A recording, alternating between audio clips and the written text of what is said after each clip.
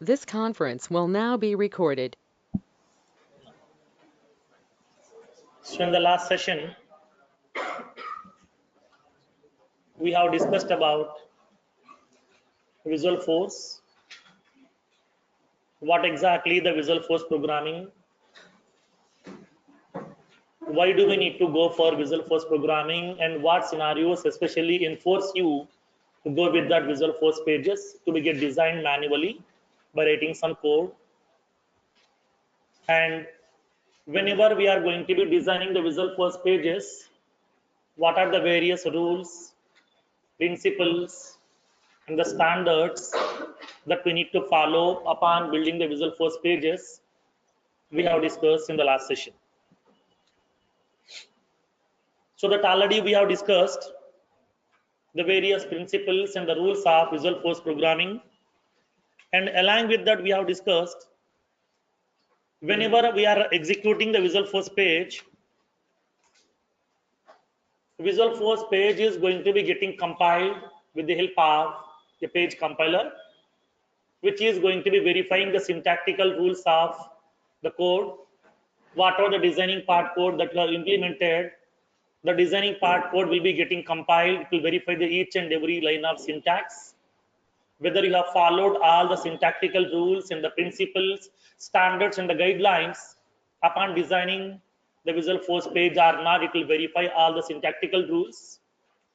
Once the code has been getting compiled, the compiled code will be storing inside the metadata repository. Along with that, one copy of that page code will be storing inside an object. So what is that object in which all the Visualforce pages are available? Apex page object. Okay, Apex page is a standard object which contains all the Visualforce pages inside. Okay, now, so once the page code has been getting compiled successfully with the help of that page compiler, it will execute that code, okay, by using a component called as page renderer. Okay, page renderer. Page renderer is a component which is going to be executing the Visualforce page. Once the page has been getting executed, it will generate the result. The result will be sending back to the developer, which can be visible inside the user interface. Inside the browser, the user can see that result part.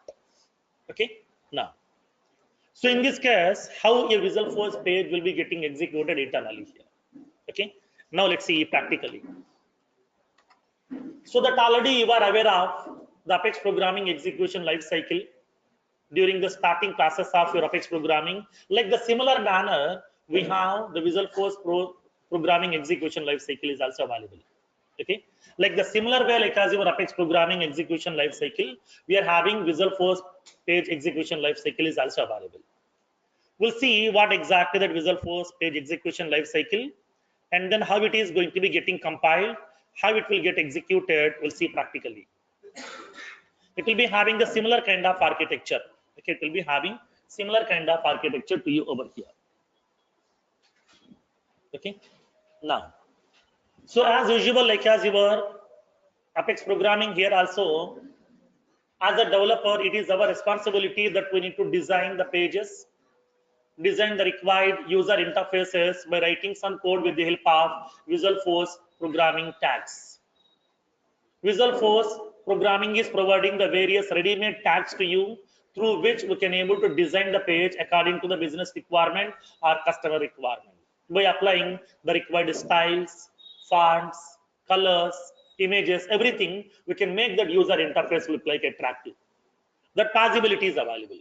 So as a developer, it is our responsibility that we need to write that code by using that Visualforce programming with the help of the tags given by the Salesforce as part of Visualforce programming. So now we are having some ready-made tags are available through which we can able to design the pages. So that we have to write that code inside the editor. We have to write that code inside the editor by using those ready-made tags offered by the Visualforce to you. And then once the code has been getting written inside the editor, then upon click on that save button, that code will be storing inside a file with the extension .vfp. You know that each and every Visualforce page file will be storing with the extension .vfp, Visualforce page. Okay. So now, as soon as once you click on that save button, the code will be storing inside a file with the extension .vfp. and then this Visualforce page code file will be sending to the force.com platform for the compilation and for the execution process. As soon as once the code has been sent to that, the force.com platform is going to verifying the necessary verifications. It will verify whether the user who has created this Visualforce page, whether that user is in active status or not, whether this user is having the proper rights to create this Visualforce page or not. So it will verify the proper permissions. Once a user is valid, once a user is having the proper rights to create the Visualforce pages, then it will be sending that Visualforce page file to that application server. Inside that force.com platform, we have two components are available. First one is an application server. Second one is a metadata repository. Two components are available. Application server is going to be taking care of the responsibility of compiling the Visualforce pages and executing the Visualforce pages to generate that response. And the metadata repository is going to be holding that Visualforce page code. That already we have discussed. What are the Apex classes, Visualforce pages, triggers, batch classes, scheduling classes, web services, APIs, which you are building as part of your application requirement. All those things will be storing inside a repository called as metadata repository. So metadata repository is a location where exactly our entire business logics in the user interfaces will be getting resides. That business logic may be available in the form of a normal class, that may be available in the form of a web service also, that may be available in the form of a batch class, schedule class, APIs, whatever, anything, including your user interfaces which are designed by using that Visualforce programming. Everything will be getting resides inside the metadata repository. Inside the metadata repository will be having this, all this information will be getting resides.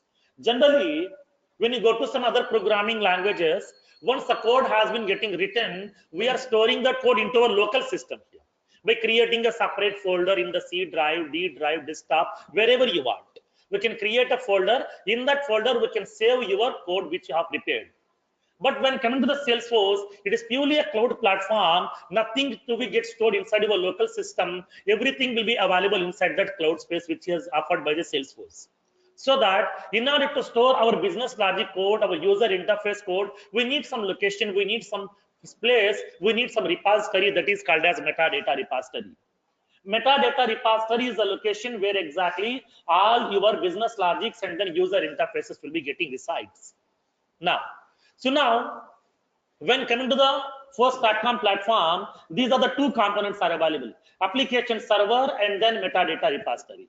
Application server will take care of compiling the code and the executing that code. Only the compilation process, execution process will be taken care by that application server. Once the code has been either compiled or executed, that code will be getting resides inside the metadata repository. Okay. Now, as soon as whenever we are submitting your Visualforce page code, once you click on that save button, the code will be sending to the force.com platform. Once the verifications has been done by the force.com platform, it will send your code to that application server. In that application server, first of all, your code will be sending to that page compiler, because the code cannot be stored directly inside the metadata repository. Only the compiled code, only the quality code, only the error-free code will be storing inside the metadata repository. Why? Because if the error code is storing inside the metadata repository, when the user tries to execute that, it will be impacting on the cloud also. So because of executing that program, because of executing that particular business logic, it should not be impacting on the cloud. So that to make my cloud safe, okay, to make my cloud functionality safe, to make my cloud functionality should not be affected, I want to maintain only that error-free code. Okay, only the bug-free code I would like to place inside the metadata repository, so that only the compiled code will be storing inside that metadata repository.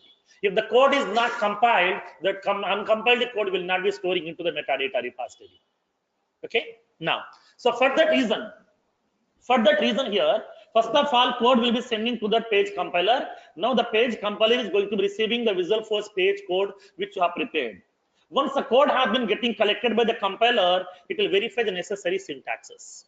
What are the tags you have used inside that the Visualforce page programming, inside the designing part, what are the tags that you have used? All those tags are valid tags or not. All those syntaxes are valid or not.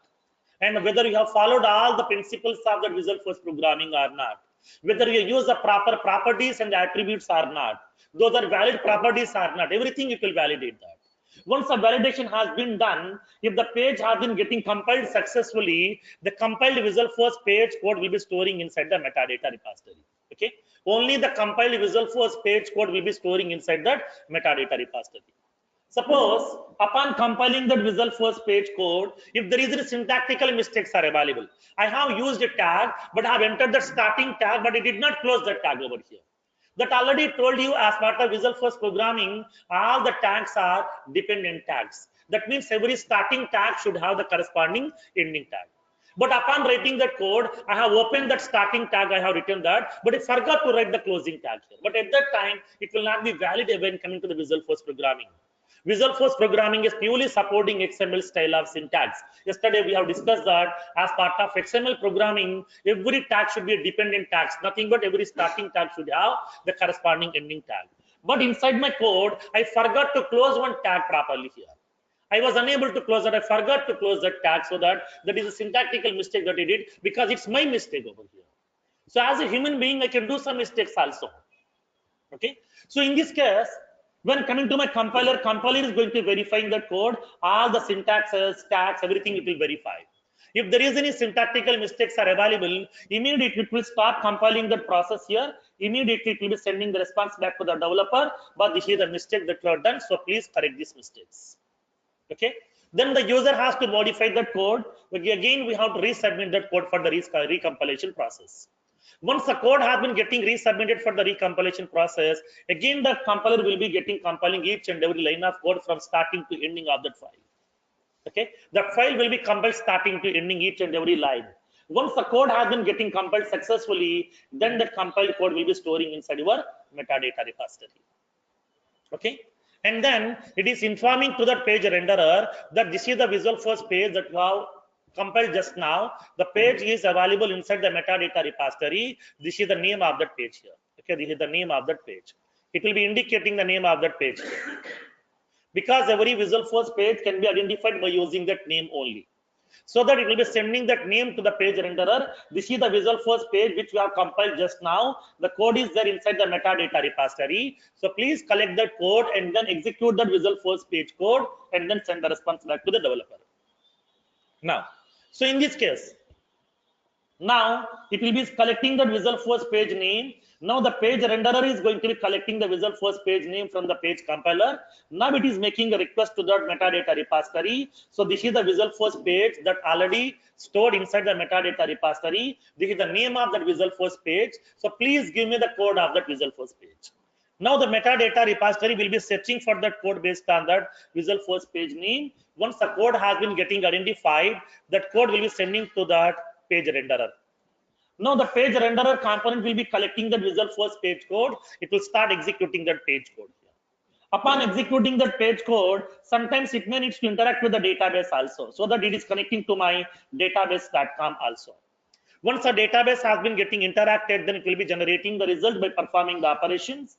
Once the results have been getting generated, the resultant code will be converting into the HTML format. That HTML format of response will be sending to the developer over here. So here there is no concept of, now it is not going to be storing the code inside the debug log file, because we are not observing the result in the debug log file. We are observing the result inside the browser directly here, so that it is not going to be including the result inside the debug log file. So now whatever the result has been getting generated, the result is going to be sending to the developer, so the developer can see the result inside the user interface. Inside the browser, he can able to see that result part of your application. Okay, clear? So this is the execution flow. The similar kind of flow already we have discussed during the Apex programming execution lifecycle itself. But the components are a bit different. Okay, but the components are a bit different.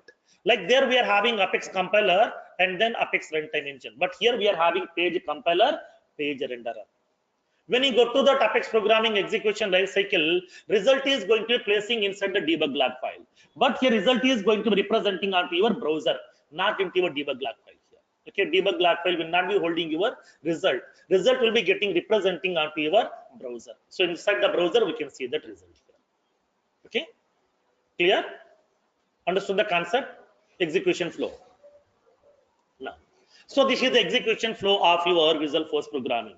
So each and every Visual Force page has to be get compiled by using that page compiler. It has to be get executed with the help of a component called as page renderer. Both are available as part of your application server.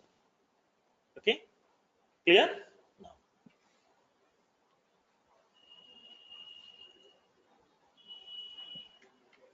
the next one. The next one is Visual Force page components.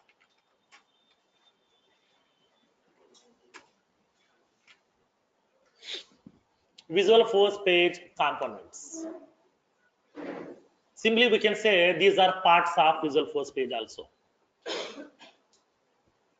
Yesterday we have discussed whenever we are having a Visual Force page or any functionality, you will be having two parts. Designing part will be available, business logic part will be available. Okay. So behind every user interface, behind every screen, okay, there is a business logic. Because on that user interface, we are having so many button controls like save button, cancel button, submit button, next button, previous button, search button, find button, whatever. So many button controls are available. Now, when I click on that button control, what is the main use of button control? In order to initiate some action, to perform some action, we are using that button controls. Okay, we are using the button controls in order to invoke some actions. To perform some actions, we are going to be using that button controls. So when you click on that button controls, what business logic you want me to execute? You want me to save the record? You want me to search for the records? You want me to delete the record? You want me to cancel the operation? You want me to do what? For that one, we have to write some business logic. That business logic we are invoking with the help of that button control. So that every button control is internally having some business logic. So now in this case, on a single Visual Force page, how many buttons you can have? Only one or multiple? Multiple buttons. So that for every button, we can able to have some different functionalities. When you click on that save button, different operation has to be done. When you click on cancel button, different operation. When you click on delete button, different operation. When you click on search button, different operations. So this entire business logic we have to write in some different methods. All these methods I'm placing inside a class. The class I'm going to be attaching with my Visual Force page here. So that when coming to that Visual Force programming, every Visual Force page contains two components. One is user interface part, second one is business logic part. Okay, first one is user interface part, business logic part is available here. User interface part means what is called as designing part code, which can be used to design that user interface. To design that user interface, we are going to be using that user interface part. And to build the business logic, we are using that business logic part code that is also called as controller part. That is also called as controller part, which contains the actual business logic inside that, which has been referenced inside your Visual Force programming. Okay, so every Visual Force page contains two components. One is okay the user interface part code. The second one is business logic part code. Okay, that user interface part code is also called as Visual Force markup. Okay, user interface part code is also called as Visual Force markup, and the backend business logic part is called as Visual Force controller. Okay, controller part, nothing but front end part, business logic part, both. Now the user interface part, designing part is called as Visual Force markup, and then the business logic part will be called as Visual Force controller. Okay, clear? Now, so now tell me how can we design this Visual Force markup? Nothing but designing part. Designing part has to be get done with the help of Visual Force programming. This controller part has to be implemented with the help of what? Apex programming. Now the markup will be storing inside a file with the extension what? .vfp. Now the business logic control part will be storing with the extension .apxc. Okay. Now, so now in this case, controller means what? Simply class. Okay, controller means simply a class. Okay, in that class we can write multiple business logics also by preparing different methods. That methods we can invoke upon click on that button control. Okay. Now, so now here in this case, when coming to that Visual Force markup here, okay, when coming to that Visual Force markup, That means what? Visual Force markup means what? Only the user interface part, designing part code. Okay, designing part code. How to design that Visual Force page? By using the various tags. Okay, various tags. Yesterday we have discussed that Visual Force is purely a tag-based programming like as your HTML. So here also, in order to design your user interface, we are using the various tags which has been given by the Visual Force programming. Okay, Salesforce has given so many tags as part of that Visual Force programming, which can be used to design your own user interface. So we can use those tags also here. But upon using those tags, okay, upon using the tags, each and every tag will be having the starting tag and then corresponding ending tag will be available. It's a fundamental principle of Visual Force programming because all the tags are dependent tags. That means every starting tag should have the corresponding ending tags. But in this case, whatever the tags has been given by the Visual Force programming, each and every tag name, okay, each and every tag name will be prefixing with the word apex. Okay, every tag name will be prefixing with the word apex. Like for example, I'm having apex page tag. Ending will be apex page. Okay, apex page. This is the starting tag and this is the ending tag over here. So now every tag name will be nothing but here the tag name, page tag. This tag name will be prefixing with the word apex. Like for example here, when you go to your ASP, okay, very long back the people has to use ASP, which has been introduced by the Microsoft people. Okay, so at that time every ASP tag will be starting with that. Okay, starting with that the word called as ASP. You will be having the tag names will be available to you. Tag name you will be having by ASP. Okay, will be having the tag name. So now, when coming to the ASP, they have identified some drawbacks so that Microsoft people has introduced ASP.NET. When you go to that ASP.NET, every tag will be starting with that word ASPX. Okay, ASPX. X means extension. ASP.NET extension. Okay, we can specify the tag name and then you will be having dot ASPX and then you will be having some specific tag name will be available to you. When you go to some Java programming, there you will be using the JSP, okay, Java server pages. There every tag name will be prefixing with the word JSP. You will be having some tag name over there. That means what every programming language is going to following their own principles, okay, their own standards. Because just by looking into that tag itself, they can understand is it designed by using Java or .NET or ASP or the Visual Force programming or what. We can able to identify very easily as well. So for that one, when coming to that Visual Force programming also, they're using a standard notation that every Visual Force page tag name will be prefixing with the word apex. If the tag name is starting with the word apex, that means it's a Visual Force tag here, which has been purely built upon by using apex programming. Okay, which has been purely built upon by using apex programming language. Okay, clear? Understood the concept? Now make a note of this one. Visual Force components. Each Visual Force page contains two components.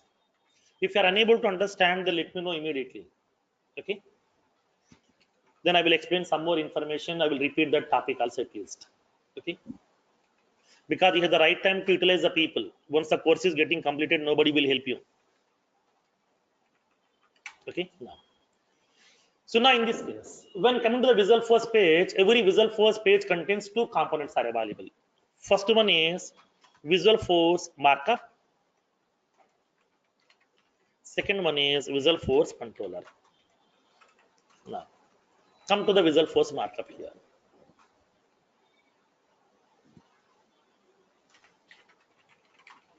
By using this part, we can design the user interface based on the customer requirement. We can design the user interface based on the customer requirement by using the built-in tags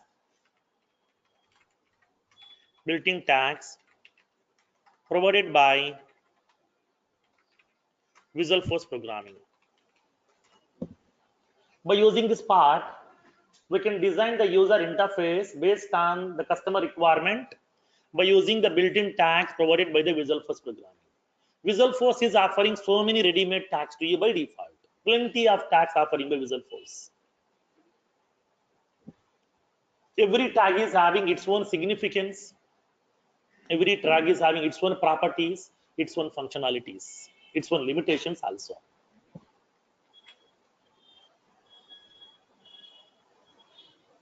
Okay, now each Visualforce page tag,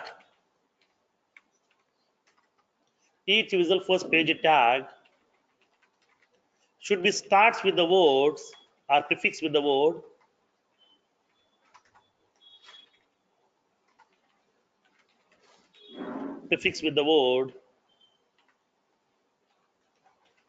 Apex. Each and every Visualforce page tag should be prefixed with the word Apex. For example, Apex page tag. You can write some code. You will be having that end tag, Apex page. Second one, Apex form tag. Now tell me, do I need to follow any case sensitivity over here? No, not required. Because Visualforce is not a case sensitive programming. You can use any character case.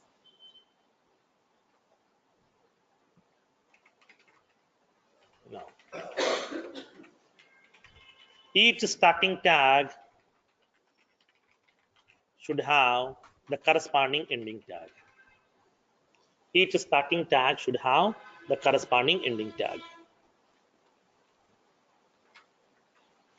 Only for the designing purpose we are using that Visualforce markup.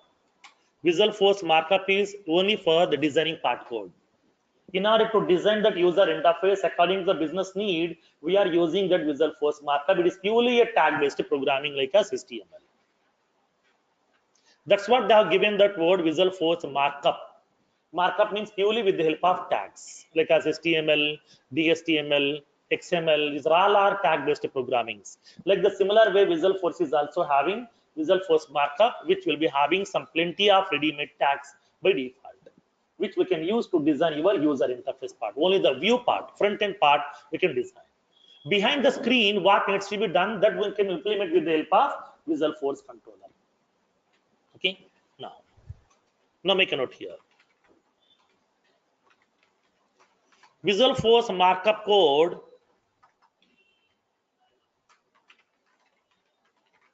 will be stored inside a file with the extension. What is the extension?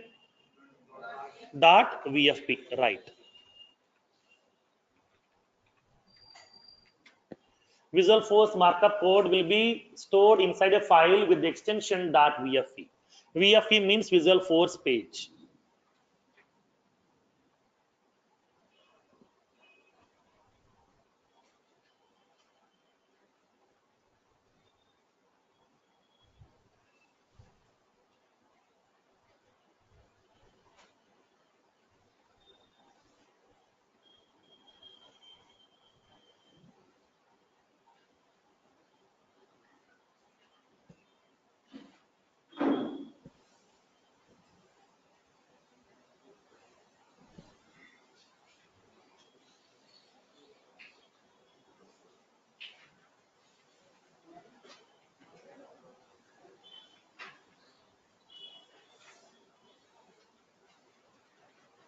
Done?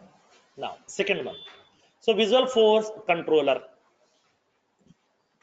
So Visualforce controller means what? It is a business logic part. Okay.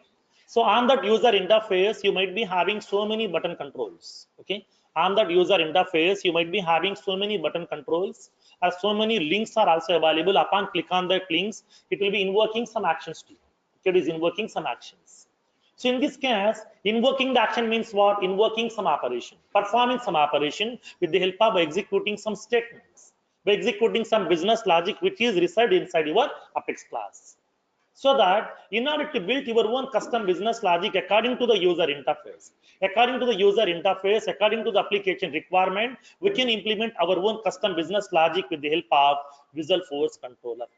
So Visual Force Controller contains the business logic to be get referenced inside the Visual Force page. Whatever the business logic class has been referenced inside the Visual Force page, that business logic class is called as Visual Force Controller.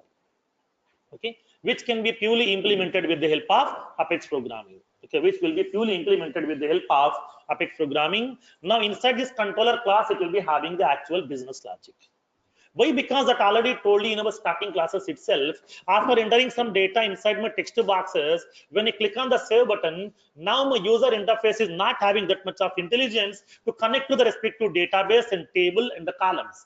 That's what we are giving that intelligence. We are adding that intelligence. We are giving that ability to my Visual Force page by adding some business logic inside that. So that business logic we are providing to that Visual Force programming with the help of by adding a controller which can be implemented by using Apex programming. Inside that Apex programming, we are writing all the methods. Whatever the methods are required, whatever the business logics are required, everything we are writing inside that Apex class. That Apex class I am going to be binding to that Visual Force programming here. Okay, clear? So every Visual Force page will be internally referencing a business logic class, which is used to perform the operations on your objects. Okay, now make a note of this one. Each user interface or Visual Force page requires the business logic to be get invoked to perform the actions.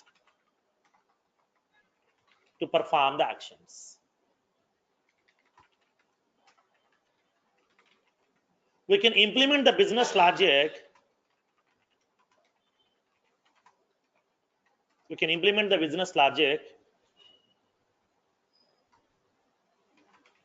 By using the Apex programming and can be referenced inside the page.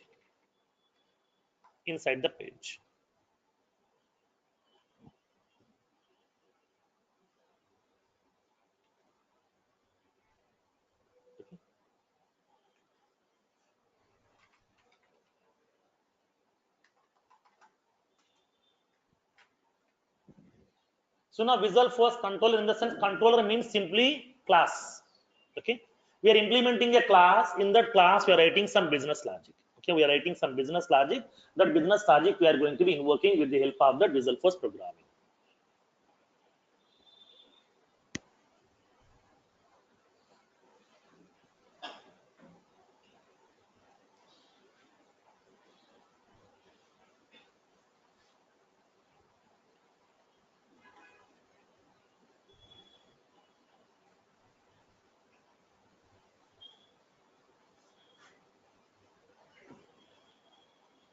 Clear?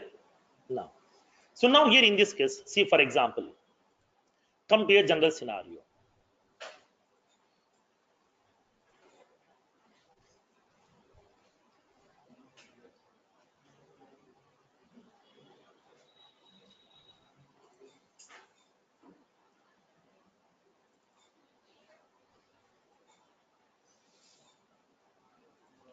For example, my customer is expecting the user interface like this.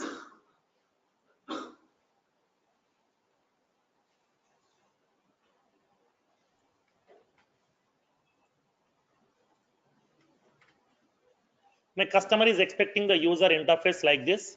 He needs a search functionality in order to be used to search for some records. Okay, now, so now tell me, how can we design this one? By using what? Visual Force controller or Visual Force markup? Visual Force markup. So now we can design the user interface with the help of Visual Force markup. Visual Force markup. That means this is the designing part code. Here the designing part code. We can design that user interface with the help of that Visualforce markup, which is used to design attractive and dynamic user interfaces, whatever you want. Now, as part of my claim requirement, so inside my user interface, there is a small text box which is having some watermark also inside this to enter some account name. For example, I'm entering some account name like some starting characters I'm entering over here, United. I've entered some characters, some United. Now, as soon as once you click on that search accounts button, whatever the accounts are available whose name is starting with the word some United, all those account records I would like to collect. I want to show those records inside my tabular format. Now, in this case, generally, how can we do this one? By using programming, okay? Enhanced list view we can't use. Enhanced list view will be having some built-in filters, like as all accounts, okay, recently viewed accounts, my accounts, last this week, like new this week, okay, new last week, gold and the bronze SLA customers. Only few filters will be available. Query editor, I don't want to go with the query editor. I want a user interface. In this case, after entering some characters inside this one, I want to search for the record. How can we do generally? For example, I'm having the word United. With that United name, whatever the account records are starting, all those account records information I want. How can we get? By using SOQL query. We can write an SOQL query, and then through that SOQL query, we can able to use some like operator. Based on the like operator, we can collect all those accounts information whose name is starting with the word United. You know that. Now, where we can write that SOQL query? Inside a method. Okay, inside a method we need to write. That method we are placing inside a class. Okay, now for that one, to achieve this functionality here, search accounts means what? Based on this character, I would like to search for the account records. Those matching records I want to represent inside my tabular format here.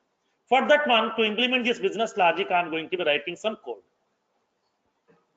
I'm writing some piece of code here. I'm preparing a class, public class, search accounts controller. Here I'm preparing a method, public void search account. Here I'm writing some business logic here.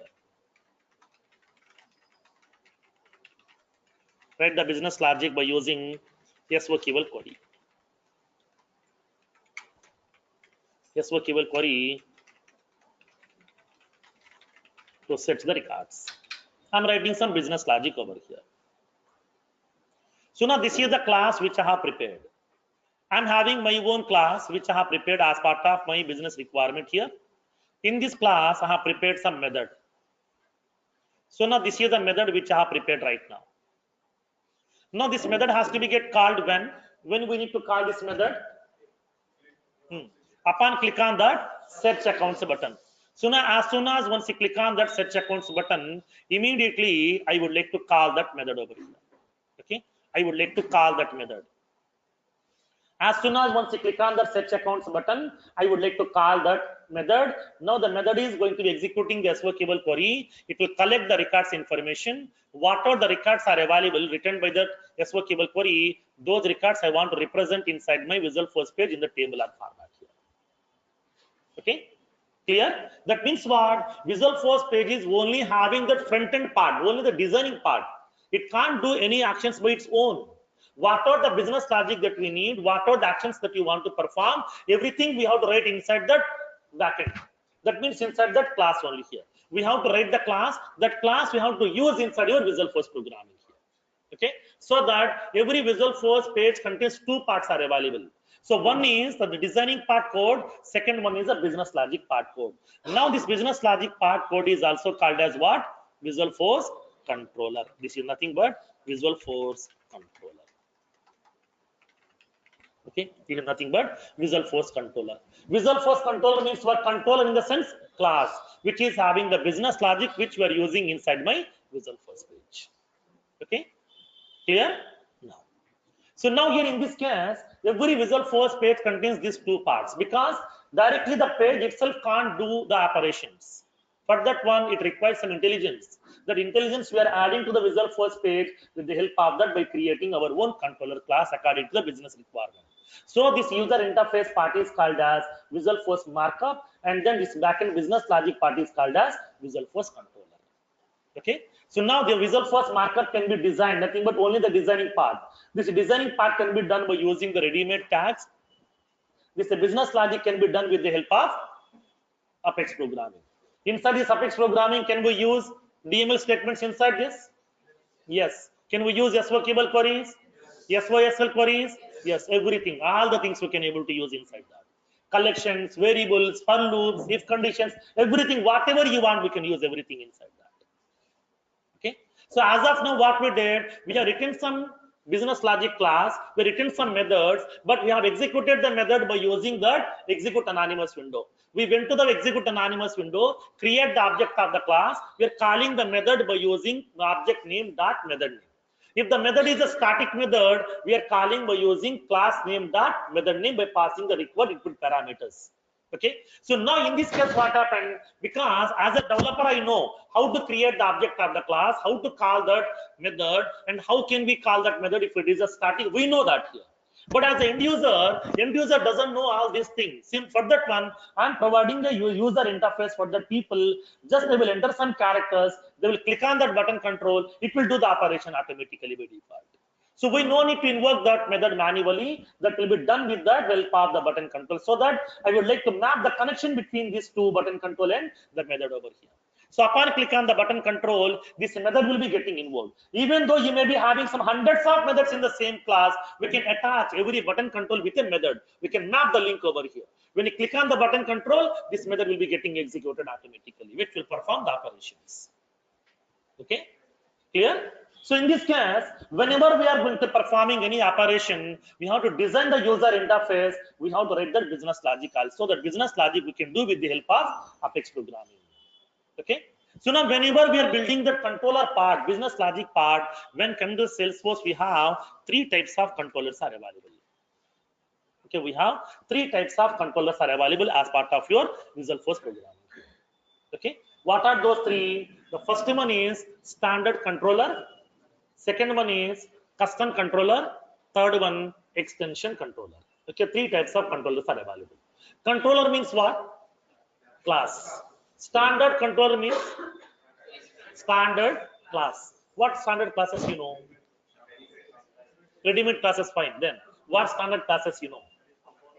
Account, contact, opportunity, lead, position underscore underscore C, loan underscore underscore C. These are all our ready-made classes.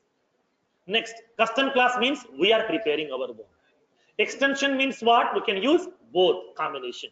Standard, custom, both combination we can use. That means upon using that standard, we can able to extend the functionality by adding some more additional functionalities over here. Standard plus custom, both it is called as extension. Okay, we'll see each and every functionality as part of implementations part over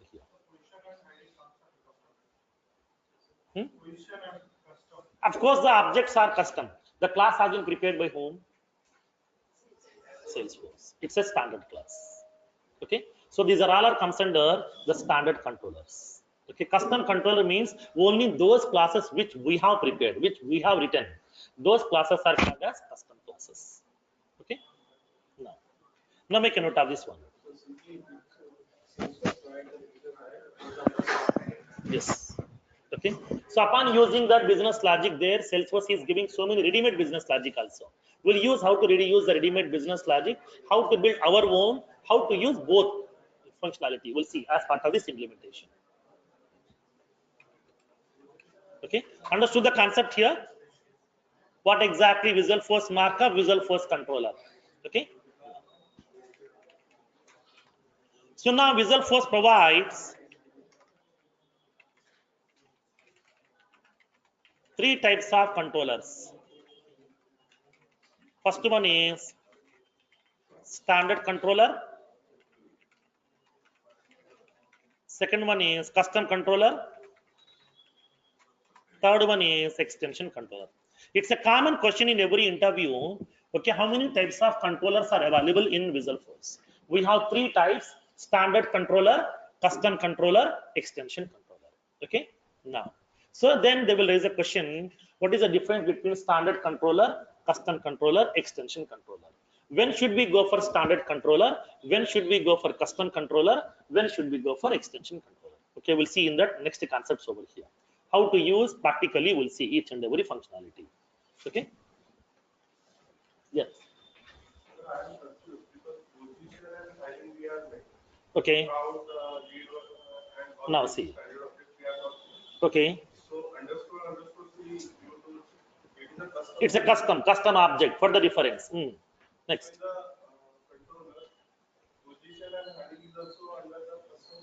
Right. See, in this case, whenever I'm going to be creating an object, okay, whenever we are creating an object, Salesforce has given so many ready-made functionalities to you, so many objects they have given, so many classes they have given, and then so many tabs also. All these functionalities they have given to you.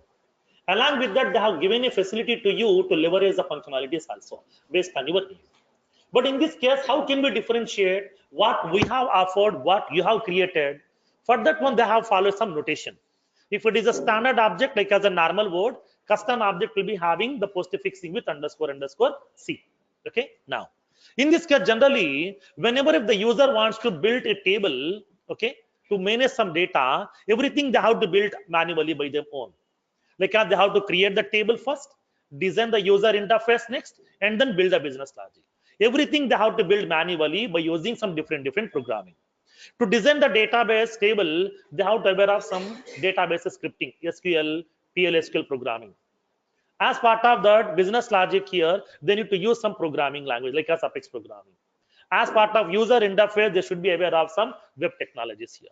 But in this case, the developers are feeling difficult, they're feeling burdened to learn all these things in order to design the user interface, business logic, and then database. For that one, Salesforce is giving all these three layers to you in one shot. Upon creating an object, Salesforce is providing the table to you ready-madely. It is providing that business logic class also to you ready-madely. It is giving the tab also to you ready-madely. That means these three are creating by whom? Salesforce. What are the things are offered by Salesforce? Those are called as standard. Okay. So now in this case, whenever I'm creating an object by my own, like as some branch, for that branch table, that class will be preparing by Salesforce. That class has been given by Salesforce only here. Of course, it's my custom object class. Okay. Okay. Of course, it's my custom object class, but that class has been given by Salesforce only. I haven't created that class. I haven't created the table manually. I haven't created the tab manually by my own. Everything has been given by Salesforce. So what are the features are giving by Salesforce by default? Those are called as standard. It may be object also, it may be business logic class also. So that whenever you are creating that object by your own, now for that object, Salesforce is giving that class. That class has been built by the Salesforce people. That class is managing by the Salesforce people itself by default. So that here we don't have the rights to remove that class from that. But we can use that class if you want. If you don't want, we can build our own business logics here. So those classes are also comes under standard controllers only here. Custom is our normal classes like this. What are the class that you're preparing like as public class, class name, which you are creating manually? Those are comes under custom controllers. Okay.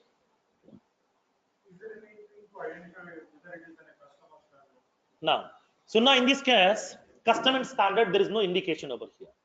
Now, what are the custom classes that you have created? Those will be storing inside the metadata repository and inside that Apex class object. Salesforce provided classes will not be available to inside that Apex class object. Those we can't see and we can't able to view the content also inside that. Yes. At the current time, we are making the classes that means custom. Sorry? At the current time, at the requirement, we are making the classes. We are creating the classes here by using standard navigation or developer console. We are creating what are the classes you are creating. Those are your custom classes. Remaining all are standard. Okay. Clear? Still any more questions?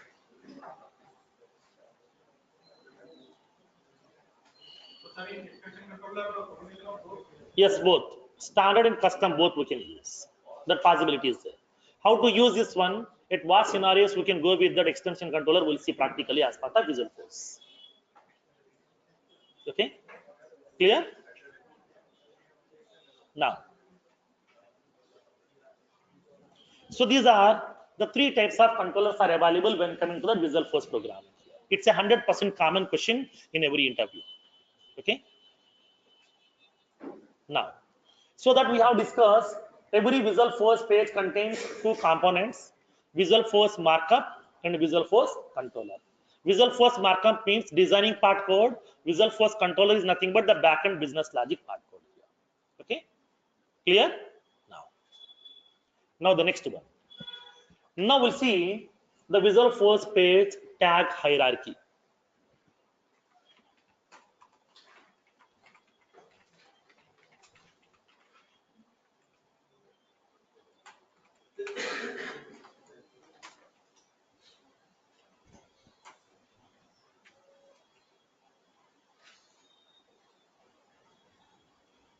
So Visual Force page tag hierarchy. So what are the various tags has been given by the Visual Force programming? And then what is the use of those tags? Which tag is used for what purpose? How they have prepared the user interfaces? We'll see practically one by one.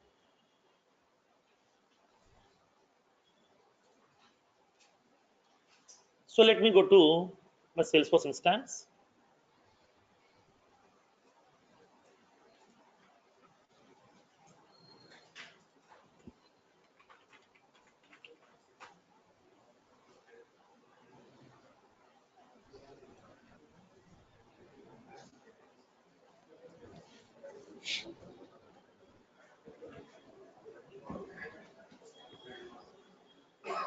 Now, so now let's see the Visual Force page tag hierarchy. What are the various tags has been given by the Visual Force programming to us? What is the purpose of each and every tag and their properties, their behaviors, everything we'll see practically one by one. And if there is any dependencies are available between those tags, what are those dependencies we'll see one by one. For example, assume that I'm having my user interface. Okay, I'm having this user interface. Now, how Salesforce people has built this user interface? By using this page has been made up of so many tags. Because you have the designing part, right? Because you have the designing part here. To design this entire page, Salesforce people has used some tags which has been offered by Visual Force programming. In this page, you will be having so many parts are available. Okay, this page is made up of so many small parts. We can take any product also. Okay, like when you go to a mobile is made up of so many internal parts.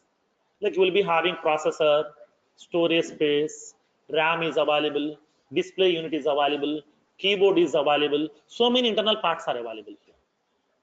Okay, we can take a system also which is having made up of so many small parts. They are going to be grouping all the parts together. And then when you go to that human body also, which has been made up of combining so many small parts.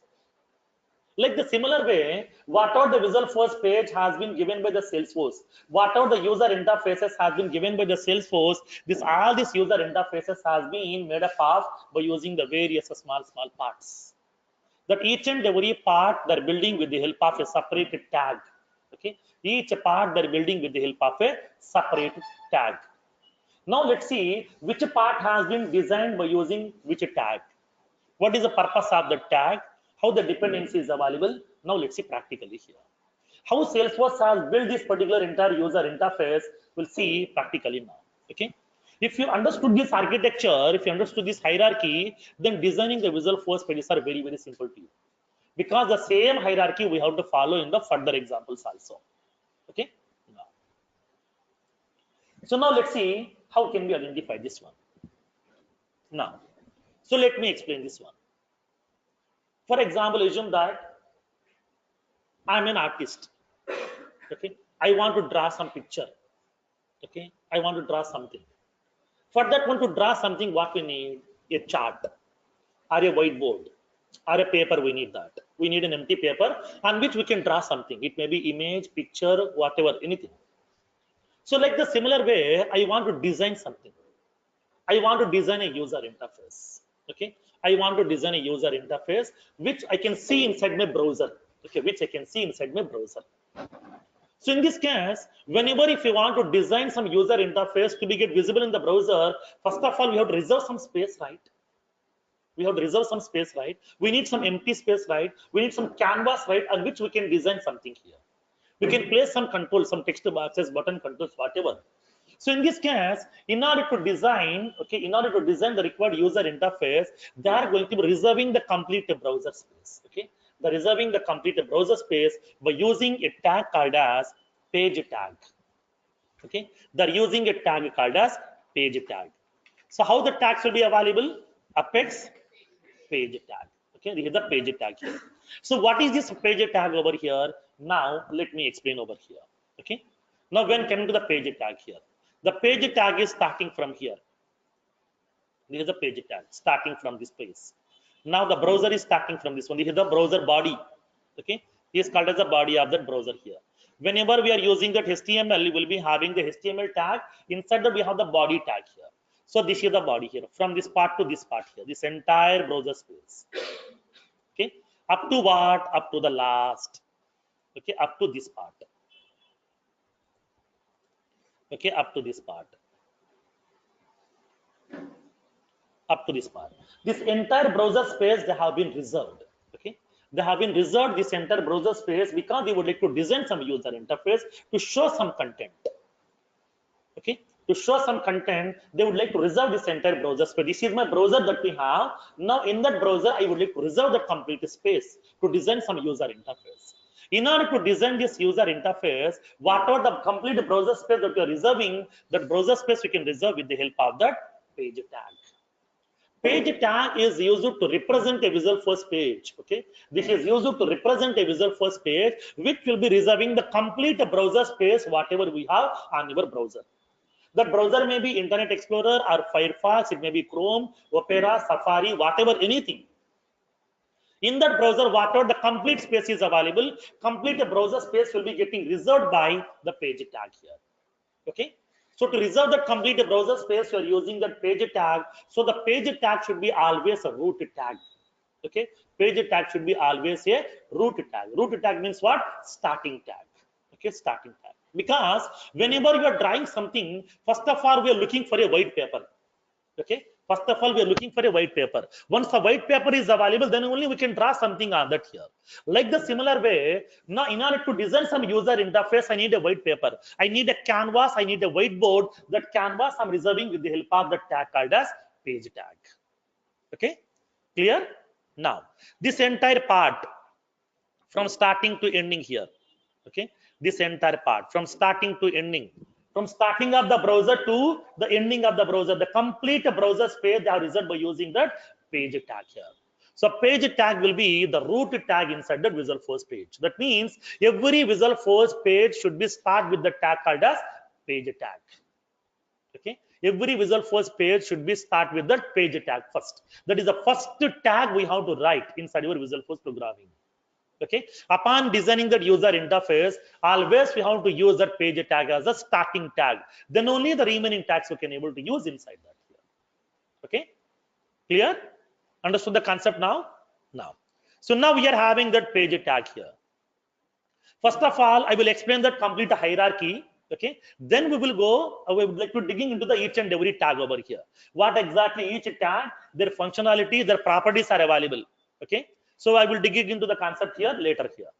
Now, initially, let me explain the hierarchy. Then we'll see that each and every tag, their properties, their functionalities, everything one by one.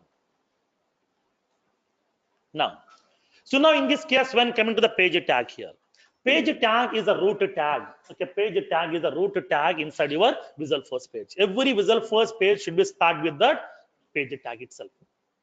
Okay, clear? Now, next one. So now in my browser space, I have reserved that complete browser. I'm designing this user interface. In this user interface, up to this part.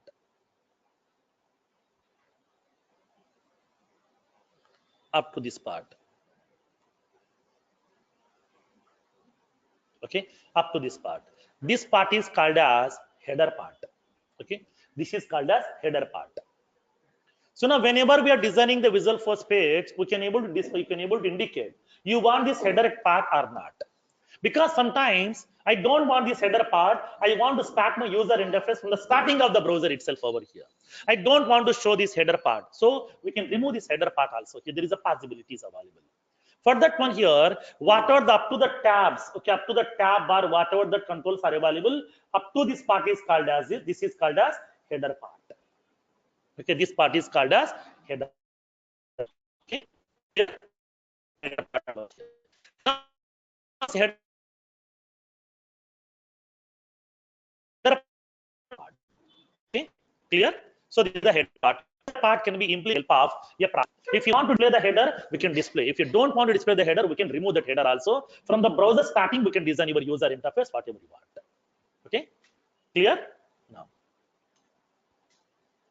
next one. After that here. So now this is my entire page. Okay, up to the last. In that page, the first starting part up to this part is called as what now? Header part here. Next, the next part. This part. From this part to this part.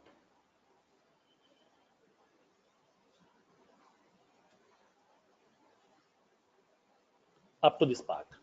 This part is called as section header. Okay, this is called as section header. So now this part is called as section header part over here. Now tell me, this section header is available where? Inside of what? Inside of page. Okay, inside of page. So now in this case here, whenever if you want to design this, the section header, okay, section header. Why we are using this section header? In order to give some information about the page. What is the purpose of this page now? Creating a new position. How do you know? It is indicating some information, new position. Now this is called as title part. Okay, this is called as title. So this is called as subtitle part.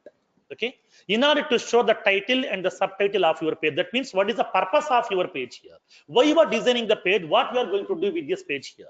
To give the title and the subtitle of your page, we are using a part called as section header part. Now this section header can be implemented with the help of a tag called as section header tag. Okay, section header tag. Now tell me, this section header tag has to be get placed where? Outside the page tag or inside the page tag?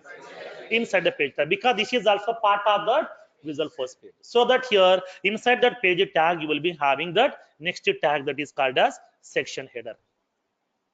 Okay, inside that page tag we have a tag called as apex section header. Okay, so now section header tag is for what?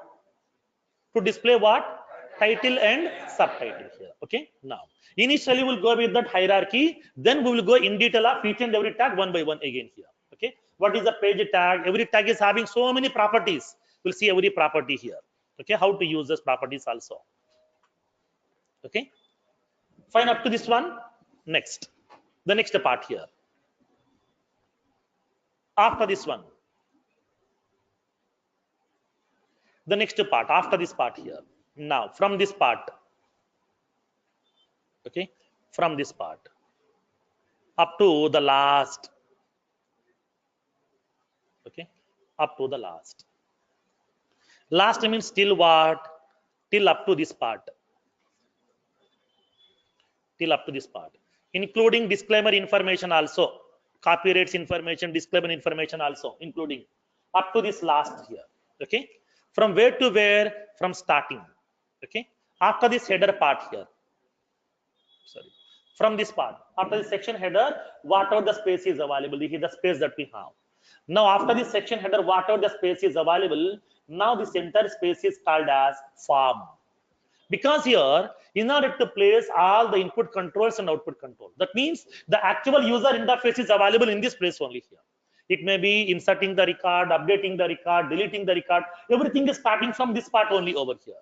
So in order to display that input controls or output controls, we are using a tag called as form tag. Okay, form tag. So this is that tag, this is that particular part which will be having some controls where we are giving some input values and we can able to see some output values also. Like for example, if you want to see the record, we can see the record information also here. Now this record information is starting from this particular part only over here. These are the output controls are available, which will be displaying that information to you. So in this case, in order to display, in order to represent the input controls and output controls, we are using that form tag. Form tag is available where? Before the section header or after the section header? After the section header. But that should be inside the tag, page tag, or outside the page tag? Inside the page tag. Now, next tag here. Along with that section header, we are having one more tag that is called as form tag. Apex form tag. So this is the page tag that we have.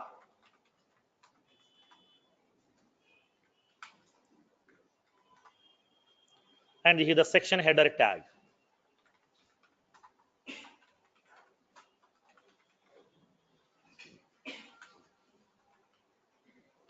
And this is the form tag. Form tag is used for what? To place all the input controls and output controls. Okay.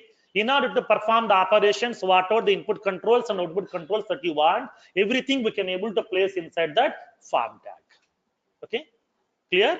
Now tell me, inside a Visualforce page, how many page tags we can have? Only one. That is only one canvas. On that canvas, we are designing something here. Now, so form tag here. How many form tags we can have? We can have multiple form tags also. Okay, we can have multiple form tags also inside a Visualforce page. Section header should be also only one. Okay, form tags multiple we can able to maintain. That possibility is available. Clear? Now. So now we are having that page tag. Inside the page tag, we are having section header tag, which is used to display the title and the subtitle information. And then to represent the remaining user interface, like us to place all the input controls and output controls, we are going to be reserving some space with the help of that form tag. Okay. Now, next one.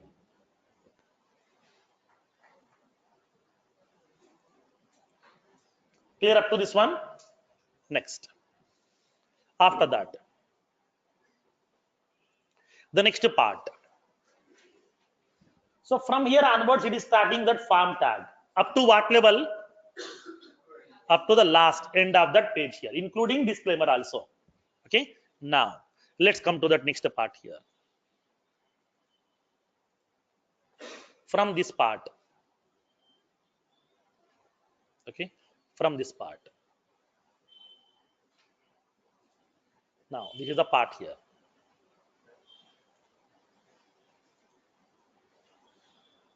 Up to what? Up to this part.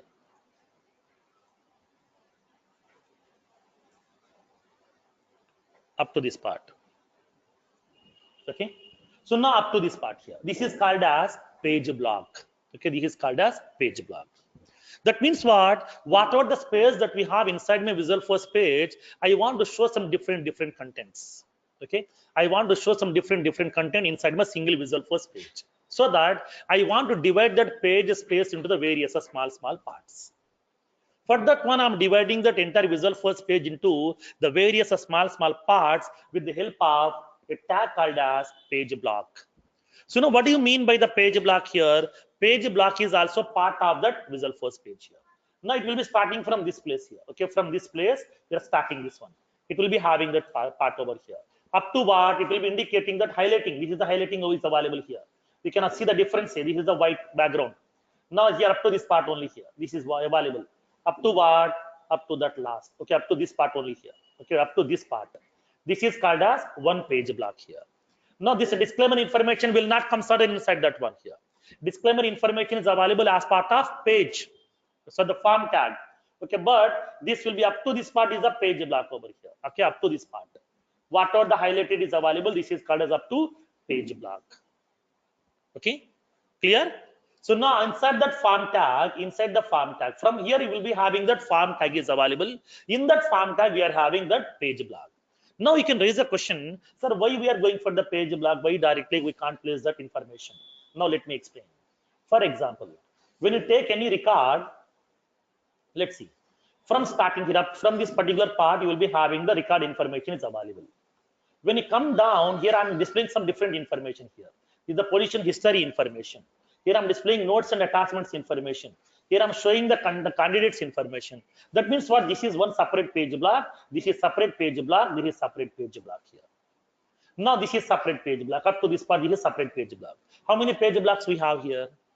4. This is one. This is the second one. This is the third one. This is the fourth one here. Like for example, when you go to my account, let's take any of the account record. Like as for example, Edge Communications. Now when you go to that record, we are able to show some information. Account record information I'm displaying over here. When you come down here, I'm having a separate page block. Here I'm displaying only the contacts. Here the user interface look and feel is different. Here the table format is different. Some different content I'm showing here. When you go to the cases separate page block, here I'm displaying some different content with the different columns with the different buttons. Here I'm displaying that opportunities information. This is the separate page block with the different columns with the different buttons here. That means what? On a single Visualforce page, if you want to represent the different information, at that time, divide that page space into the various small parts with the help of page block. So a Visualforce page can have how many page blocks? Only one or multiple? Multiple. In each page block, we can display some different information with a different format here, whatever you want. Okay, so that here, in order to represent that information with the different formats, we are going to be using that page blocks. Okay, now when coming to the page block is available where? Page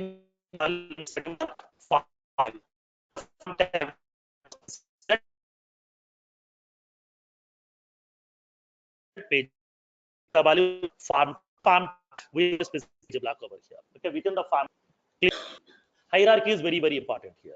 Okay, upon writing the code inside your Visualforce pair programming, we have to follow the same hierarchy. Okay, inside the form tag, we are having that page block.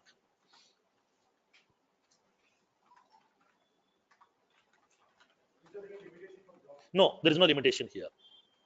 This can be designed with the help of page block tab. So whatever the Visualforce page space is available, that space we can divide into the various small parts with the help of that page block. In each page block, we are having some space. In that space, we can display the information whatever you want in a different format.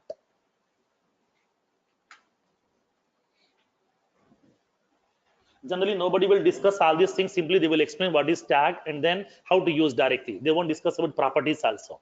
But if you don't know the properties, that will be very difficult to understand. Okay.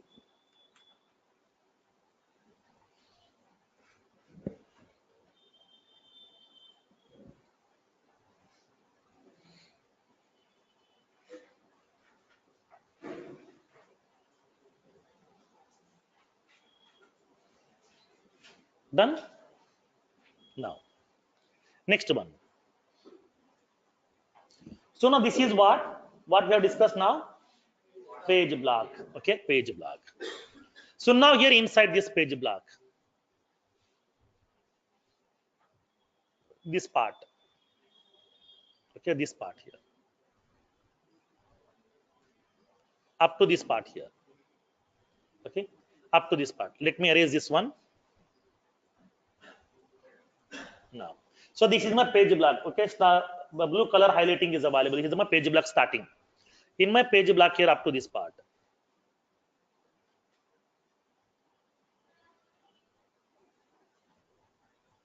Up to this part. Okay, this part is called as page block buttons section. Okay, this part is called as page block button section. Every part has been prepared by using separate tag, but the people will thought of it's a single page. Okay, but everything has been built by Salesforce dynamically at runtime. Okay, now inside my page block we are having this part. This part is called as page block buttons. Okay, this is called as page block buttons section. Why?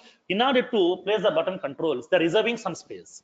Instead of placing the button controls in different places, we can accommodate all the button controls at one place so that directly the user can go to that place. He can click on the button whatever he wants.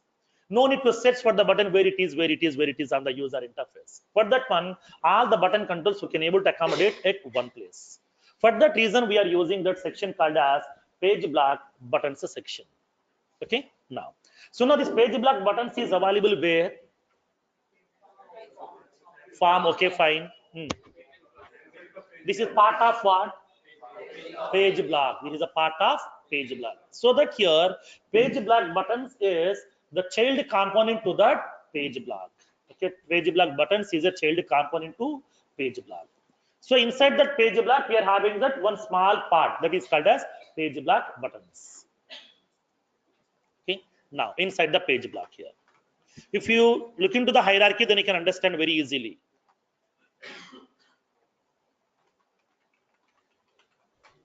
Page block buttons tag.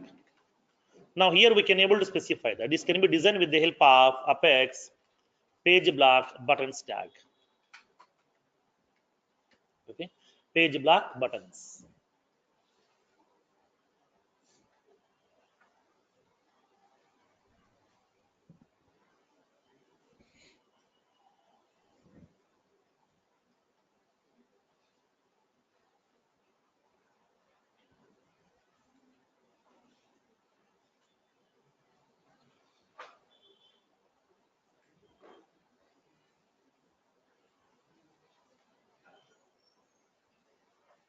Done.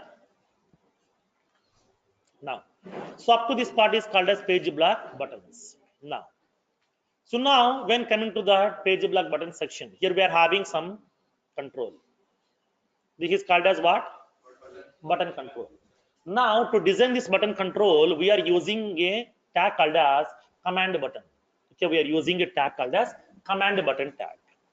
By using that command button tag, we can able to place one button control on your Visualforce page. Command button means what? We are giving some commands. We are giving some instructions to my application. Please fire some action. Please perform some operation. For that one, we are giving some commands. We are giving that commands to that application with the help of by click on that button control. So that we are using the tag called as command button tag. Each and every button control will be getting represented with the help of a tag called as command button tag over here. Okay, clear? Now make a note over here. Where this command button is available? Page block buttons section. Inside the page block buttons section, we are having command buttons. Like the similar way, sometimes when you go to that controls here, I don't want that button controls. I want a hyperlink like that. Okay, I want like as a hyperlink. When you click on that link, it has to perform some actions to me. Okay, so at that time we can use that command link. Command button, command link both are same. Okay, command button, command link both are same. Just the appearance is different. Okay, just the appearance is different. Like for example, if I'm using that command button,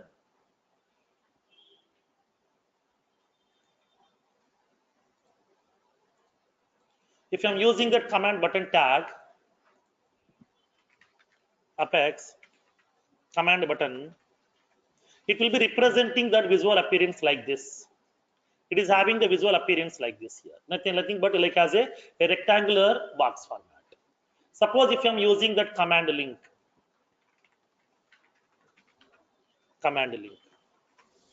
it will be having that. Suppose for example, I'm giving that name like as some search. At that time, it will be looking like this. Search. It will be looking like as hyperlink over here. Okay. So now just for the different appearance, okay, just for the different appearance, we can go with that command links or the command buttons. Now, for example, let me show you a practical scenario.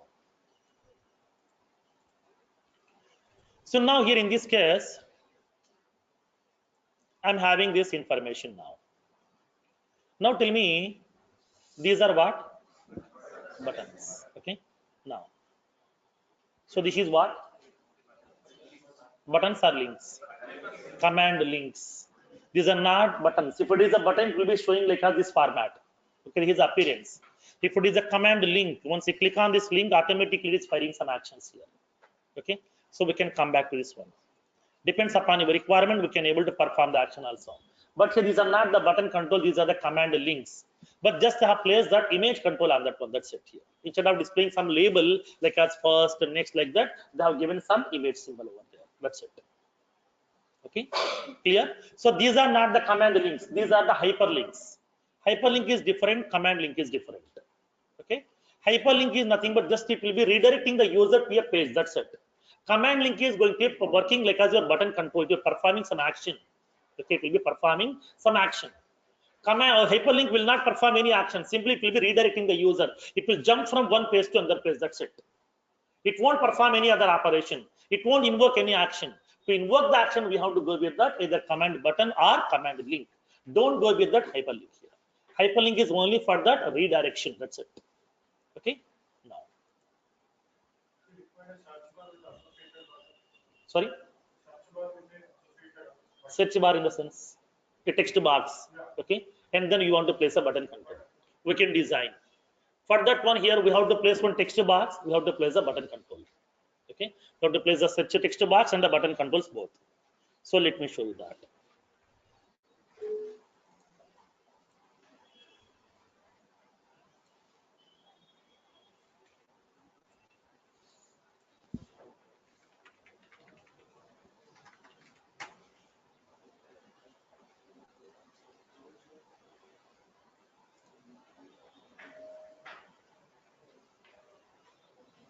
Now,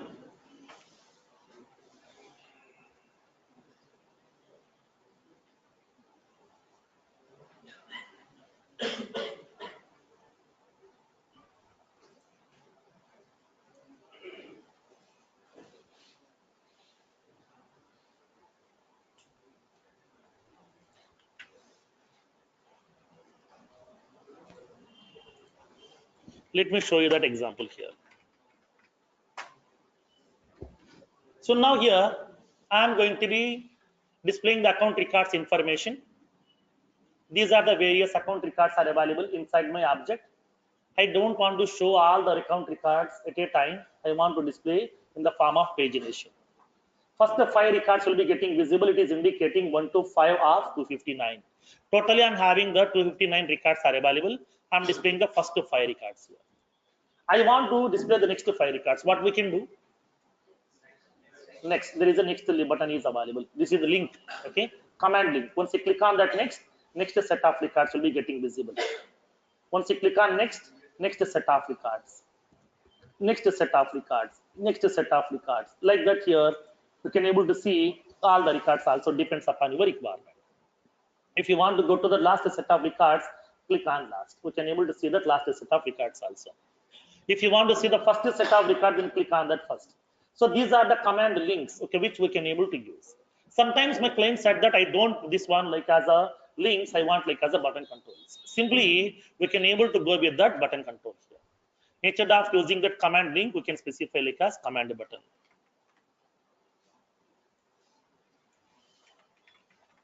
That's it. Both will be having that same functionalities. Just we are going to be giving the different appearance. Nothing else. When you go to that next, it will display that. So this is the button appearance, this is the link appearance. Both are same. Functionality is same, nothing different. But the look and feel is different over here. According to your business need, whatever the appearance that you want, you can able to use that. Okay. The shape will be different here. Here we are having that a rectangular shape. Here it will be looking like as a hyperlink shape to you. According to the business requirement, we can able to go with that functionalities also. Okay. So that in this case, command link and command button both are same, but at that time depends upon your requirement. We can use some different look and feel or appearances here. Okay, so we can able to see that one. Here, let's see. So this is nothing but the hyperlink. This is not the command link. This is the hyperlink. Once you click on this link, it will be opening that record automatically for you here. Okay, the record will be getting opened here. But it won't perform any other actions to you. Simply it will be redirecting the user to that a specific page. But here what happened, it is invoking some button controls over here. Okay, it is invoking some button controls to you internally by default over there. Clear? Understood the concept here? Now here in this case, when you go to your Visualforce page, okay, when you go to your Visualforce page, we can able to have that button controls, which will be available inside that page block buttons section. Inside the page block buttons section, we can able to place that button controls here. Now tell me how many button controls we can place? Only one or multiple? Multiple button controls also we can able to place inside that. Along with the button controls, can we place any command links? Yes, both we can able to place. Buttons and links both we can able to use. Okay, clear? Now make a note of this one. As part of the page block buttons section, inside that we can able to place command buttons. This can be done with the help of command button tag. Along with that, we can able to have the command link.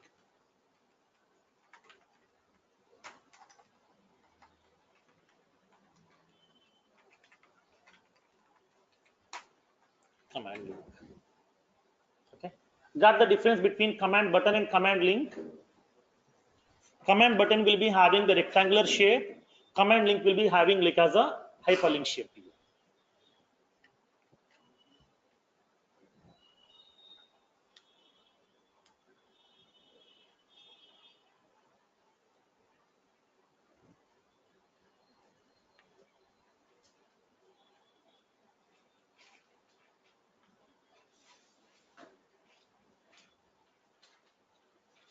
So why we are using command buttons and command links?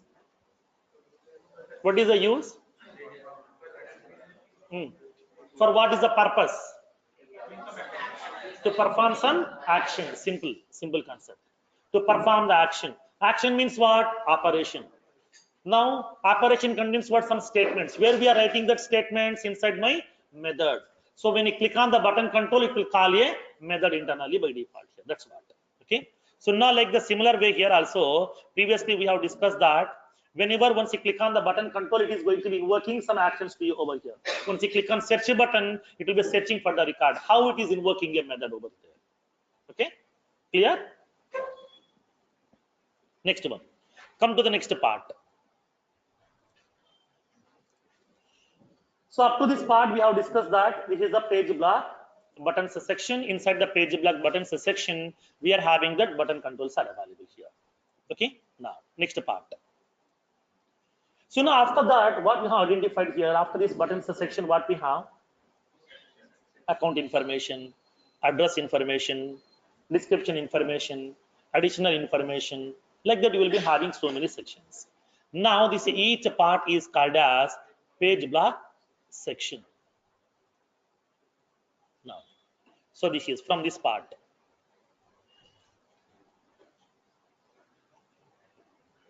From this part to up to this part. Okay, up to this part. This is called as page block section. Okay, this is called as page block section. Okay, now, so in this case here, where this page block section is available? Inside the page block. After what? Page block buttons. After the page block buttons, we are having page block section. Okay, so now here we are having that. That means what? We have divided the page into the various page blocks. That page block we are subdividing into the various sections over here, because in that page block I am displaying some content over here, but that content I want to move into the different sections, so that this page block again subdividing into that various sections, that is called as page block section. This is called as one page block section here. Now the next one, we are having address information section. This is another section. Additional information, another section. Description information, another section over here. Okay, clear? Now in this case, we are dividing that page block into the various subparts, that is called as page block section. In this page block section, what we have? We are having that information. What is this information? Title. Okay, this is called as title of that page block section. In this page block section, what we are doing? We are placing some controls. In how many columns? This is one column. This is second column. Now that already we have identified in the last session. So why we are coming to the Visualforce page? Because this is also one of the reason.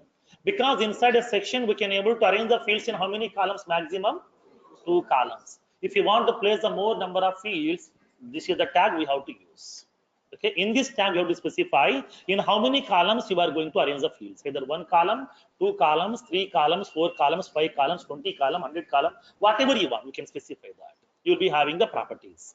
Okay, so this is the place where exactly we have to specify in number of columns you want to arrange the fields. Okay, here by default Salesforce is arranging the fields in 2 columns. We can move it to the single column also, but not more than 2 columns. We can arrange that fields into the multiple column based on the need by using the page block section tag. The page block section tag is a part of what? Page block. It's a part of page block. That means it will be writing under that page block tag. It's a child component to that page block tag here. Okay, clear? Now, so inside this page block section, what we are specifying? Some input controls we are specifying, some output controls also we are specifying inside this. Okay, these are the input controls where we are entering some data over here. This is the output control which is visible some information to you by default, which cannot be editable, which is only that readable format over here. So inside the page block section, we can able to place some information which is like as that input controls or output controls we can able to place inside this here. Okay, clear? Now make a note of this one. So now where is that page block section is available now? Inside that page block. Okay, inside the page block here.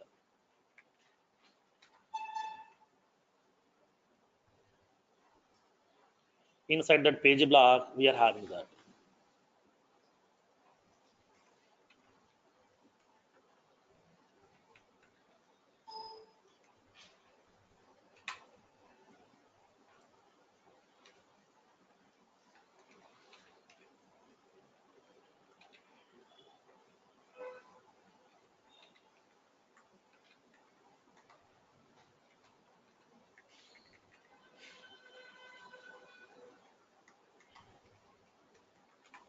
We are having that page block section.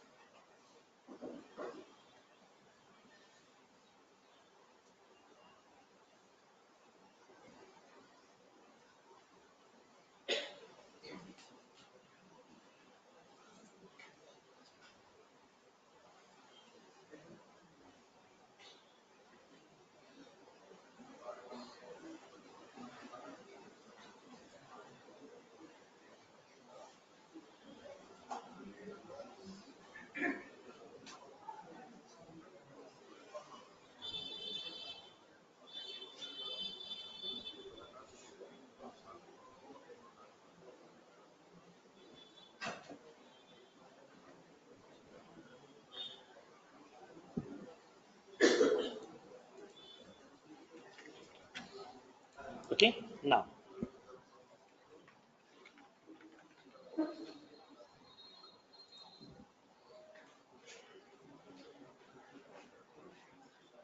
So now here in this case here, we are having the page block tag.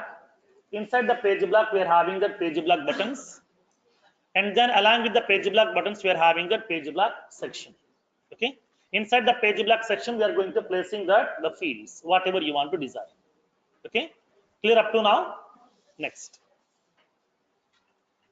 Next. Inside the page block section,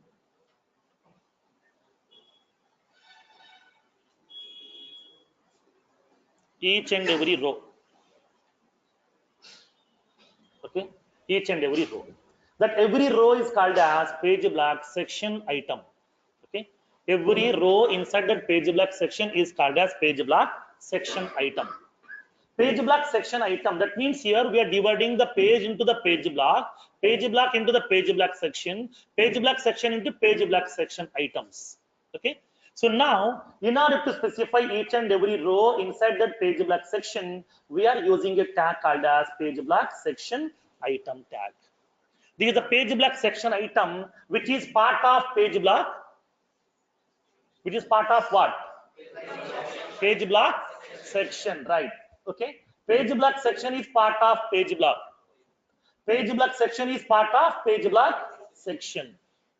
Okay, page block section item is part of page block section inside that. Inside a single page block section, how many page block section items you can have? multiple. This is one row, one page black section item, second page black section item, third section item, fourth section item. Like that, so we can have multiple page black section items. In each and every page black section item, we can place maximum of 2 controls, not more than that. Okay, page black section item will allow you to place maximum of 2 controls, not more than that. Okay, in order to club the 2 controls together side by side, we are using that page black section item inside that. Okay, now make a note in this side, page black section.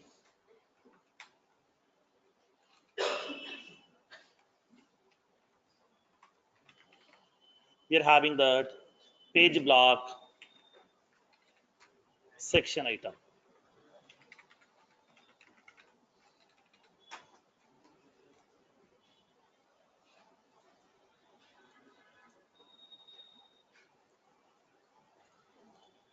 Okay, inside the page black section item, what we have? Controls. Okay, we can able to place that controls.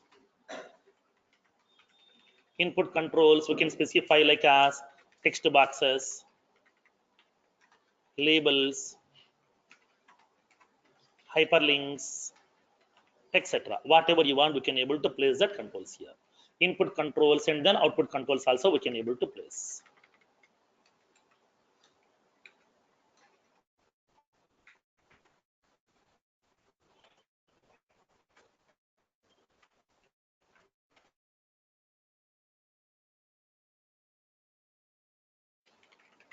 Output controls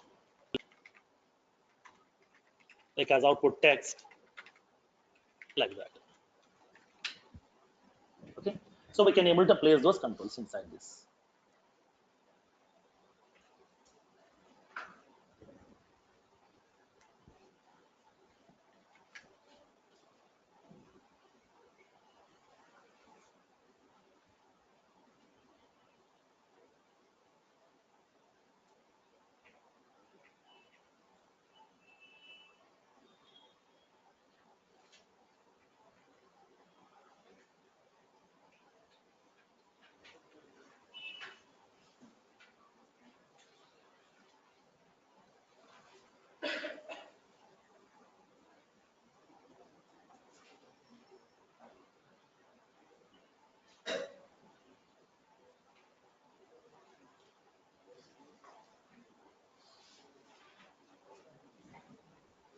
Okay, clear? Now in this case here, whenever we are going to placing the controls inside the page black section item, directly we can place the controls inside the page black section also. Okay, now the controls are not only placing inside that page black section item, we can able to place the controls directly inside the page black section also here, so that whatever the input controls and output controls that you want, those we can able to place inside that page black section also directly. Inside the page black section also we can able to place those controls.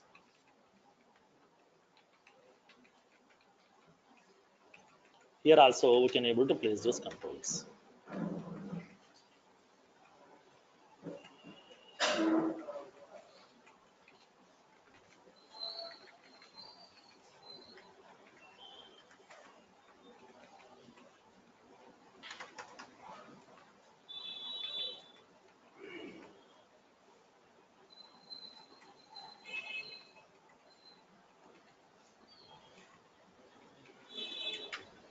Okay, so not only placing the controls inside that page black section item, we can place that controls inside that page black section also directly, depends upon your requirement.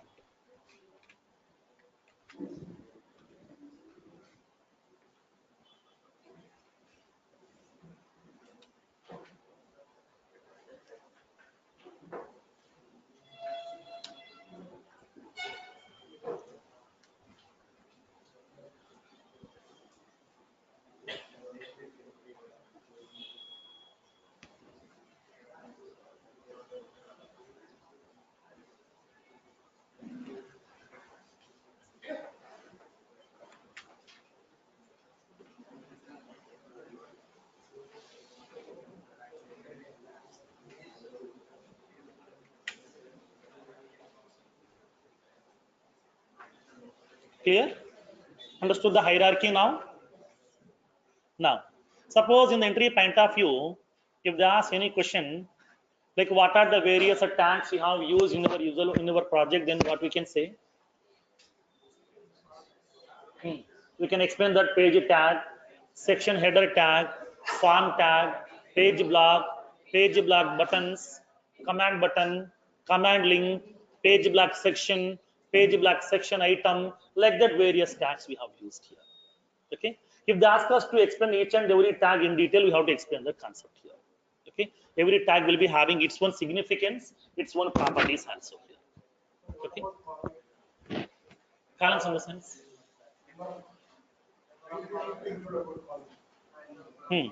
If you want to indicate that number of columns here, inside that page block section, you will be having some properties are available here. Like as part of this page block section, the first property is we have to specify the title property. Title property is used to indicate what is the title, what is the section header to be get visible over here. Second will be a property called as columns property.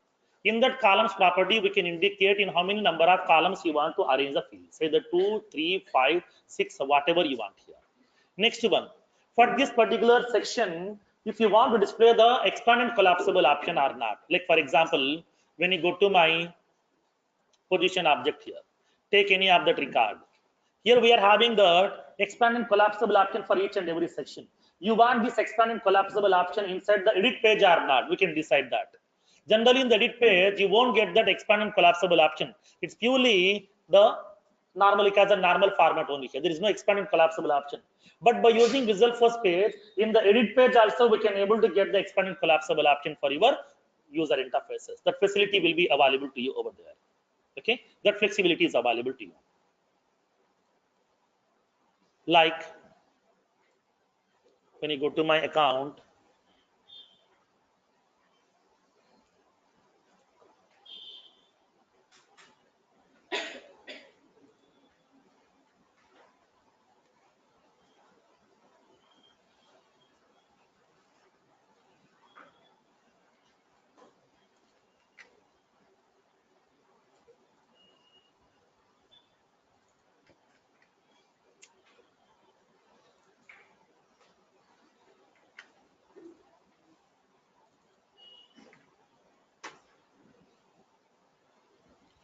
so whenever if you want to create a new account record, then we can able to design your own account record page also here based on your requirement. We can specify that. So this is the account record edit page. But in this case, we can able to have the expand and collapsible options also. Generally in the edit page, you won't get that expand and collapsible options in the standard page. In our custom page, we can decide how it wants. Depends upon that customer requirement, we can able to specify that information also. That facility will be available to you over here. Now we can enter some data inside these fields here, like as some sample test 1, 2, 3, 4, and then rating value some heart, industry some banking, annual revenue some value, phone number some value, fax number some value, account site some banking, and the website I'm indicating some gmail.com, type equals to prospect, ownership some public, and then customer priority high, active status yes.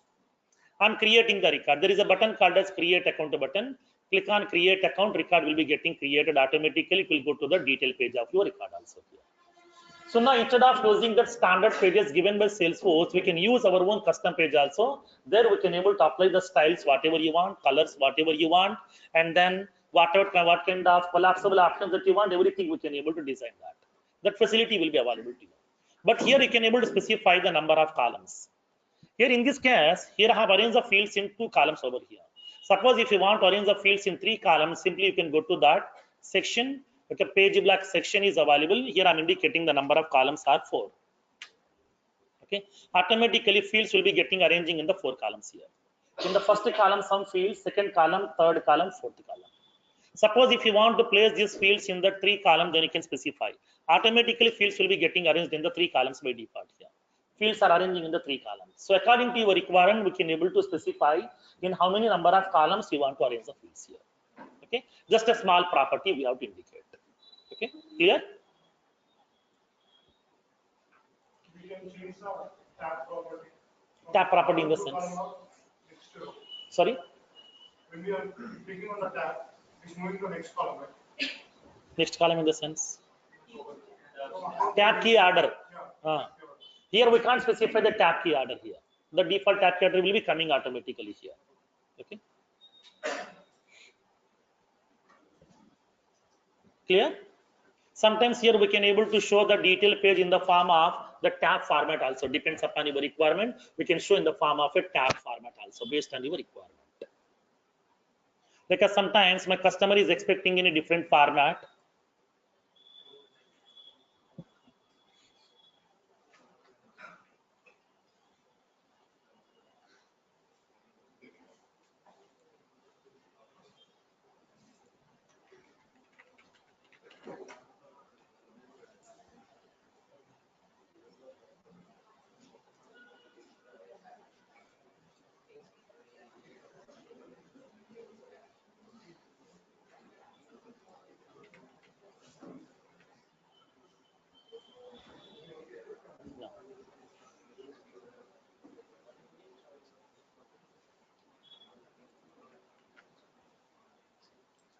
For example, I'm having this account information is available here.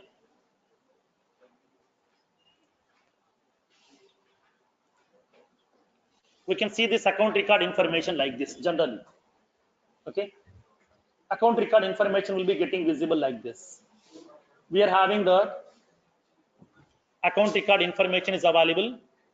At the bottom, you will be having that section called as remaining related list sections, contacts, opportunities, cases. Like that, you will be having that in the form of a one by one. But sometimes my customer is expecting in a different format over here. Let me explain.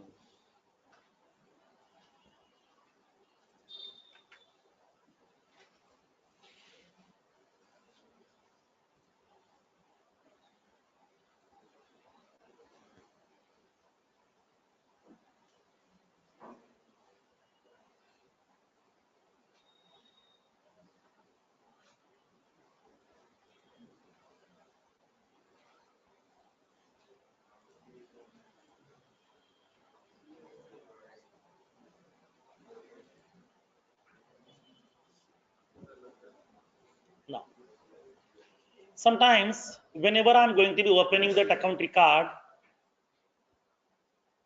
because some edgy communications, now I want to show that record. Okay, I don't want in the normal format. I want my own customized format. I want to show the records like this. This is the actual account record information is getting visible to me over here. And then generally you will be having the related list at the bottom. But I don't want at the bottom. I want like as a tab format. When I click on contacts, the respective contact records to be get visible to me. Opportunities should be in a separate tab.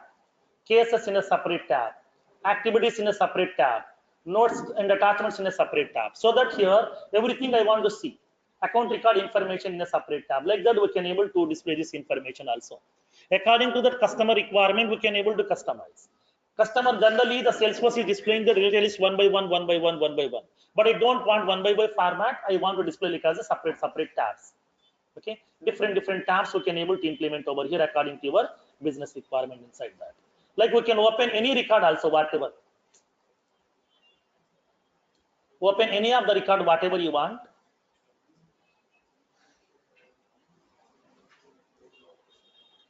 Like as some University of Arizona, just click on the record, directly that particular record will be getting visible to you. So now for this account record, here the account record information is getting visible. These are the contacts are available. Only one contact. These are the opportunities. These are the cases, activities, notes and attachments. All this information we can able to see. Okay, like that it depends upon the customer requirement. We can able to show in the different formats here. At that time, everything we have to customize. Okay, as per the client requirement, we need to customize everything here by using the various tags given by Salesforce. This everything is nothing but the ready-made tags given by Salesforce. To prepare the tab control, to specify the tab panel, everything has been given by Salesforce by default itself. We'll see how to use these tags as part of this Visualforce programming.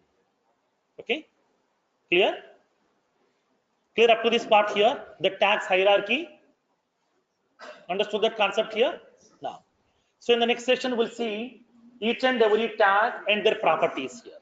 Okay, we are digging into that each and every concept, each and every tag, their properties, functionalities with some examples also.